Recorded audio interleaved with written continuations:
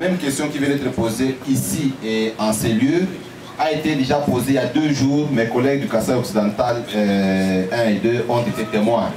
La question a été posée à son excellence Madame Thérèse en ce qui concerne les enfants qui terminent l'école primaire sans savoir lire ni écrire. Et la balle a été rejetée dans le camp de l'enseignant. Ils sont témoins eux-mêmes. À moins que l'enseignant qui pose la question aujourd'hui, peut-être qu'il était absent. Au fait, l'objectif, le but de l'enseignement primaire, quel est le but? À l'issue de son cycle primaire, l'élève qui termine la 6e année doit savoir lire, écrire et calculer. Et si cet enfant ne sait ni lire, ni écrire, ni calculer, la faute n'est pas à l'homme politique, la faute est à moi, l'enseignant, qui est laissé passer l'enfant d'une classe à l'autre avec des lacunes. Voilà, excellence, la réponse qui a été donnée, et j'espère que c'est la même réponse qui vous est donnée aujourd'hui. La deuxième question, c'est par rapport à notre enseignant. Il s'est plaint du fait qu'il n'est pas retenu comme surveillant. C'est vrai. Il y a plus de 50 000 enseignants à Lubumbashi pour 200 places. Comme son excellence l'a dit, on est sévère. Je voudrais informer son excellence ici l'expérience du Katanga. Vous vous rappelez, le Katanga fait des bons résultats, c'est à l'issue de la rigueur. Les surveillants ne sont pas désignés par les chefs de centre.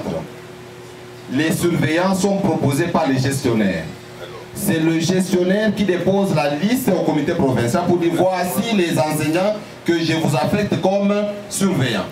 Et il détermine même l'école où l'enseignant travaille.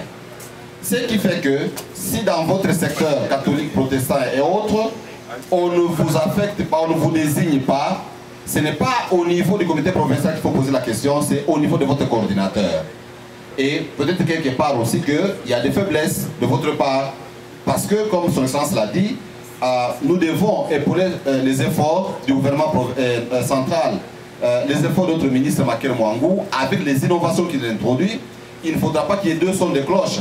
Il prône la rigueur et nous prenons la tricherie. Ça, on ne peut pas. Nous devons parler le même langage pour soutenir les efforts, pour matérialiser les efforts du gouvernement national, de notre ministre Maker Mwangou. C'est dans cette rigueur que nous sélectionnons les surveillants. Et je pense qu'il vous appartient de mieux vous exprimer là où vous êtes pour encore être sélectionné davantage. Et enfin, c'est par rapport à notre ami de la bière. C'est vrai, il a raison. Il y a déjà le fonds de promotion de l'éducation.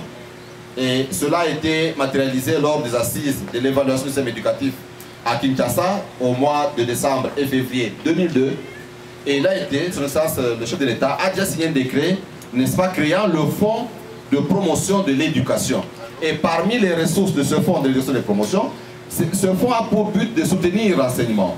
Mais effectivement, on a prévu aussi des taxes sur la bière, des taxes sur les activités sportives et tant d'autres. Donc, ça veut dire que les textes sont